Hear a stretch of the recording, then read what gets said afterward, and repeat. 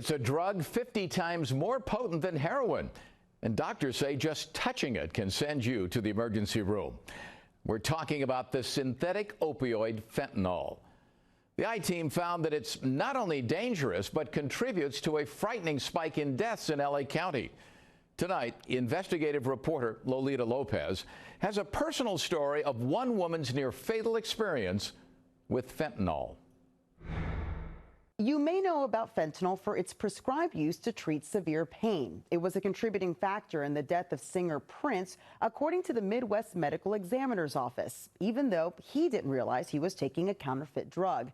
Known as Goodfellas and even poison, the DEA says fentanyl is being combined with other drugs and abused because of how potent it is. You with me, Nicole?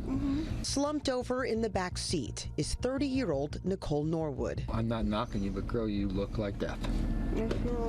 This video, taken as a local rehabilitation counselor, went searching for Nicole. You're shooting fentanyl mixed with stuff or just straight fentanyl? Both. This is Nicole a few years back. The contrast, dramatic. I don't look too pretty there. Her downward spiral, she says, caused by her addiction to drugs. I had a lot going for me, and I just didn't care. Nicole says she started taking prescribed pain pills after high school when she developed a bad case of meningitis. They didn't tell us there's a probability that you're going to get addicted. But when the pills stopped, the heroin started, and then fentanyl. Fentanyl is heroin, like the Hulk version of heroin. And Nicole says she is seeing it more and more on the streets of Southern California. I've been using it for 12 years, and I've never seen any of that until this last nine months to a year. The I-Team reached out to the Los Angeles County Coroner's Office and found a stunning increase in fentanyl-related deaths. From 2015 to 2018, the number of deaths in which fentanyl was the cause or contributing factor went from 13 to 225, a 1,631% jump. I've had people die in my car, I've had people die at my house, I've had people die in front of me, and like, it happens really fast. If she keeps doing what she's doing, she's gonna be dead. CAREY QUASHAN owns the rehab center Action Family Counseling in Santa Clarita. I'm seeing these addicts going out there looking for fentanyl right now. He brought Nicole in for treatment and carefully cleaned out her syringe-filled car. She's got needles and stuff all over the car.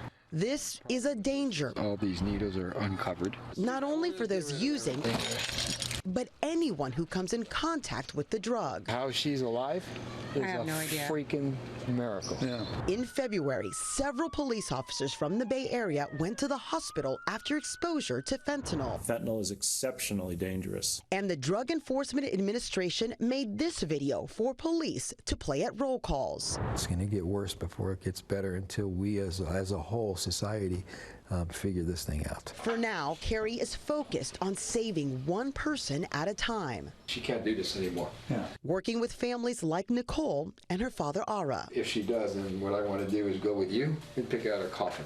Okay. It's a nightmare for any family that has a child go through this. His child, fighting to stay clean so she can raise a young son of her own. I just want to have my kid back and my life back. Sharing their story was not easy, but the Norwoods say by coming forward, they hope to save someone's life. Nicole tells us she is now 30 days sober. Today, many in law enforcement are carrying a device with the drug naloxone, which can help stop a fentanyl reaction or overdose. And right now, UCLA is studying the impacts of fentanyl in the hopes of preventing overdose. We have details on NBCLA.com. Search fentanyl.